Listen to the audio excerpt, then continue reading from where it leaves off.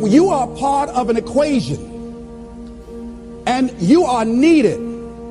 Part of why we should begin to look at how we give up our lives, that we got to begin to see, what is it that I'm supposed to do? What is my life work?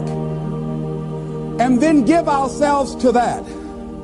Because as we do that, ladies and gentlemen, I guarantee you, as you begin to take on this new era that we're in, if you decide that I'm going to begin to start living life, I'm going to start giving more of myself, I'm going to start putting out more, contributing more to life. Here's what's going to happen, ladies and gentlemen. I guarantee you that life will take on a whole new meaning for you. I guarantee you that life takes on a whole new dimension. That you'll be happier, you have a greater sense of happiness and fulfillment in life, that now you will begin to take off on some new paths to some newer horizons. That you'll begin to see life totally different than most people. I don't care how good you are. I don't care how talented you are. I don't care how much you work on yourself. There are some times when things aren't going to go right.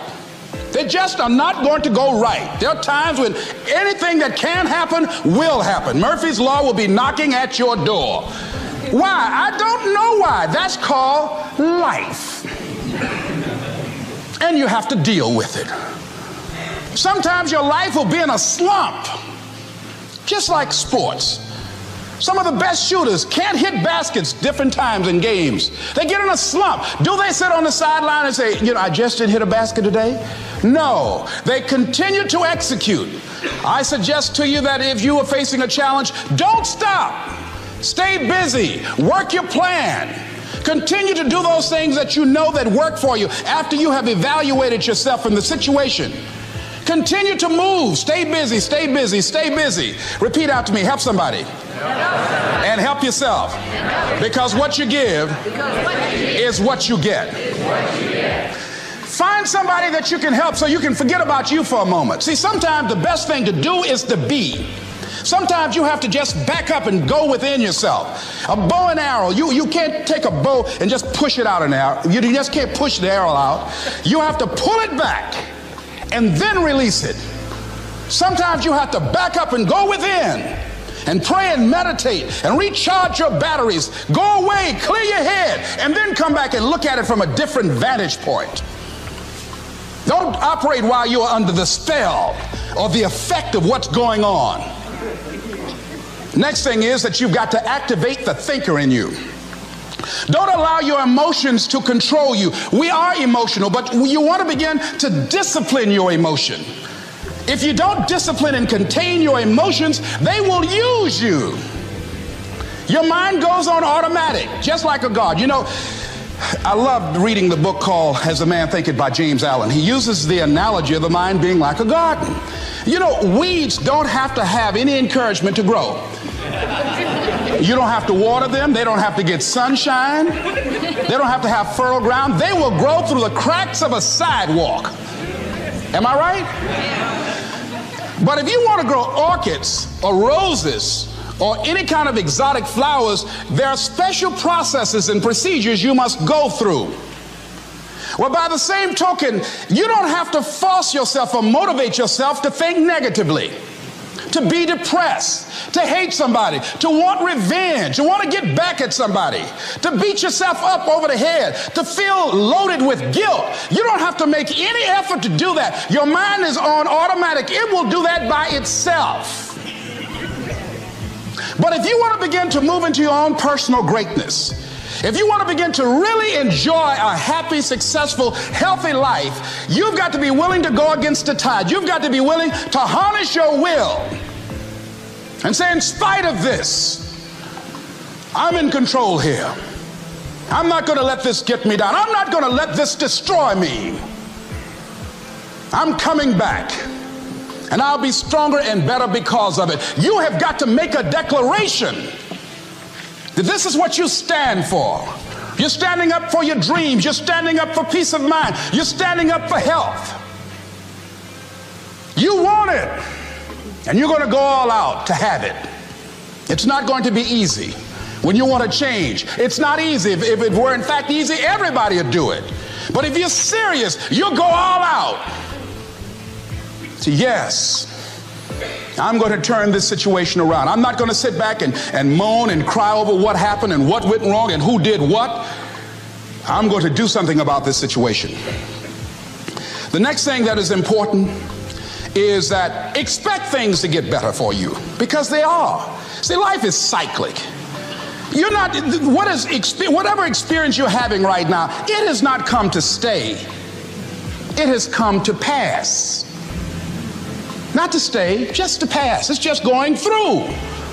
The biggest challenge is to know what's happening. This is a part of this thing we call life. This too shall pass. And maintaining perspective, putting it in perspective. I was doing a training at a college, and it was a 2-day training during orientation. And in the training that I provide, I'm a motivational speaker, but I conduct processes in personal dynamics where people begin to go through changes that stimulate the right and left hemisphere of the brain, enable them to see themselves differently.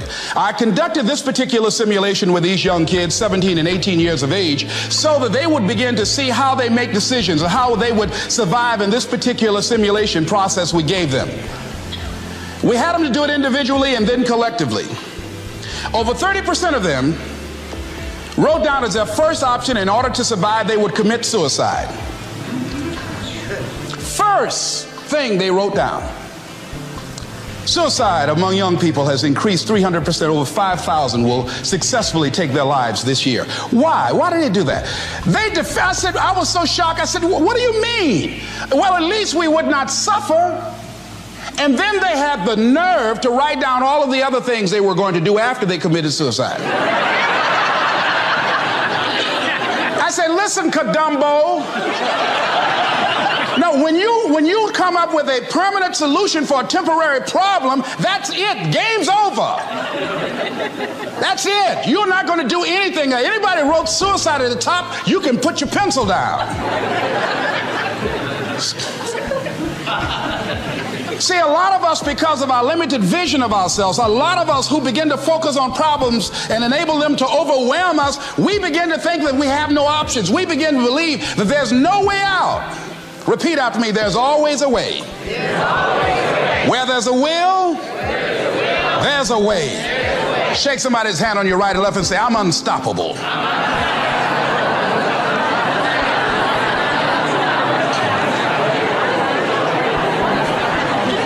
You've got to make those kind of declarations to yourself. I'm unstoppable. This will not get me down. And if I get knocked down, I'm going to be like Leo Pascal. You said you're going to have some low moments in life, but when you do, you will have high lows when you work on yourself. What are some of those things that you can do during this period of time? Go for walks. Do some things for you. Just go for a stroll so you can engage in some reflective thinking on life, on yourself, looking and enjoying the universe, smelling the roses along the way. Listen to upbeat music that inspires you. I have oldie but goodies. I have strategies that I engage in to recharge my batteries. I'm preparing for that because I know things are going to happen that I cannot anticipate. A very good friend of mine died the other day. I had a program for myself. I have books that I read that inspire me, tapes that I listen to that fire me up.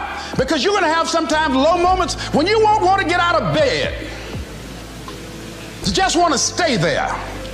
At times you won't want to come out the house. At times you'll be feeling bad and don't know why. What's wrong? I don't know. Just leave me alone.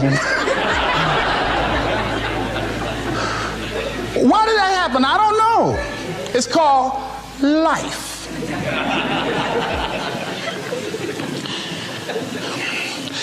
The other thing is take full responsibility for your life. Accept where you are and the responsibility that you're going to take yourself where you want to go. Someone said we have two primary choices in life. We can either accept conditions as they exist, or we can take the responsibility to change them.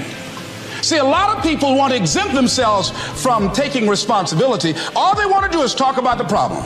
Every time you see them, they'll tell you their story over and over and over and over again. No. You want to take responsibility for your life. I got me here, I can get me out of this. And I'm getting out. I'm not going to be a volunteer victim.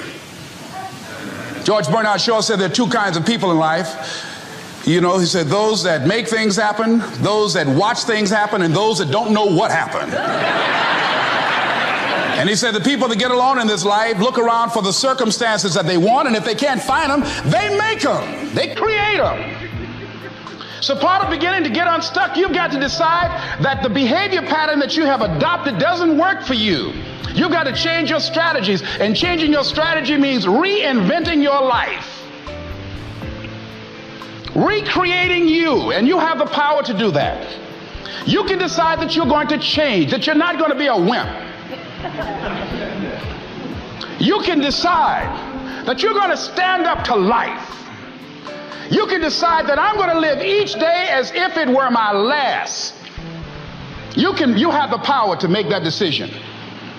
You can decide I'm going to work on myself and develop myself. I'm going to empower me.